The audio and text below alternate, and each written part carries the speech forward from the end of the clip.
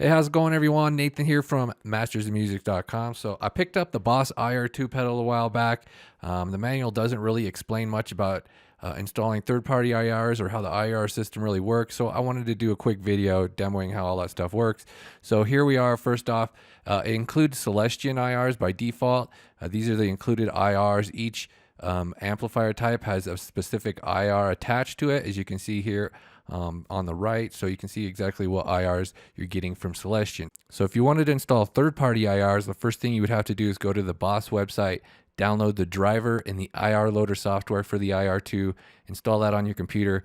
Then you can plug the Boss IR2 into your computer. It has a USB-C port, and then you can go ahead and launch the software, and then you'll have a list of all the IRs shown here after you select your device. And so as you can see, you'll have the IR type tied to each amp type. So there's some limitations with this. For instance, if you wanted to change like the slot for one of these, if you wanted to move one of these IRs to a different amp type, you can't do that. You would have to buy the Celestion IRs from Celestion and then install them using the IR loader, because you can't swap these around at all. It's kind of weird. They're tied to each slot. So here are the specs for IRs that supports wave formats, different sample rates: 44.1, 48, and 96, and then 200 and 500 millisecond lengths. So then to load third-party IRs, you just click on the little icon on the right for each slot there, and then you can go ahead, navigate to the directory wherever you have your IRs located, and you can go ahead and load them in easy enough. So I was kind of wondering about this the first time when I overwrite the IR. It's like, how do you get back the old IR? But you can get back the original default IR.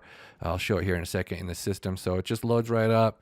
Then you've got your new IR tied to that amp. So you can also go over here and change the name if you want. If you click the little icon right here, it'll automatically choose a name. If you wanted to change that name, you can go ahead and do that if you want.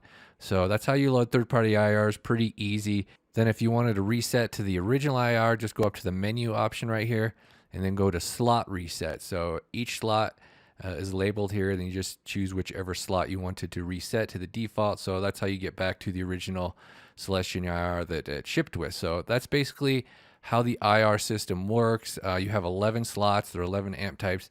There aren't any additional settings for like high or low cuts like you might get with some other IR products, but it's pretty basic. But you can load those in if you want, and then you can actually use the software for some other things here to adjust settings. So you could turn it off the amp modeling. So if you just wanted to use it as an IR pedal, you can do that right here. You turn the amp off, cab on. You could just use the 11 slots independently from the amp modeling if you wanted to. So you got the other settings in here as well for like the ambient type, and then the output select, and you can adjust like USP levels and stuff like that. So you can adjust these settings from the pedal itself too. You can just set all the top knobs fully counterclockwise, all of the lower knobs fully clockwise, set the type to clean, then press the pedal down and it input your instrument cable, and then you'll have the orange light indicate you're in settings. So when you're on the clean option here, that adjusts your amp and cab settings. So if you wanted to have the amp on, cab off, you would go there, and then if you wanted to have just the IRs on, then you would have it at the tweed setting. And then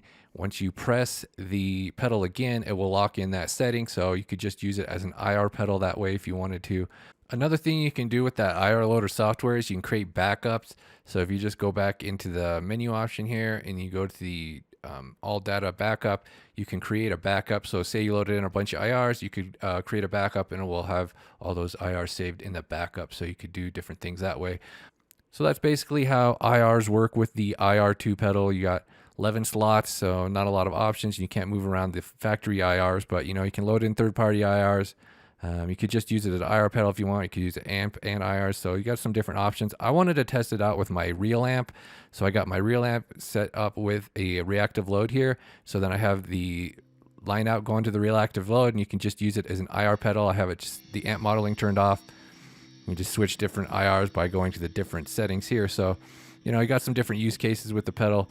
I'm going to go ahead and wrap up this video. Check out mastersmusic.com for more info. Thanks for watching. Bye.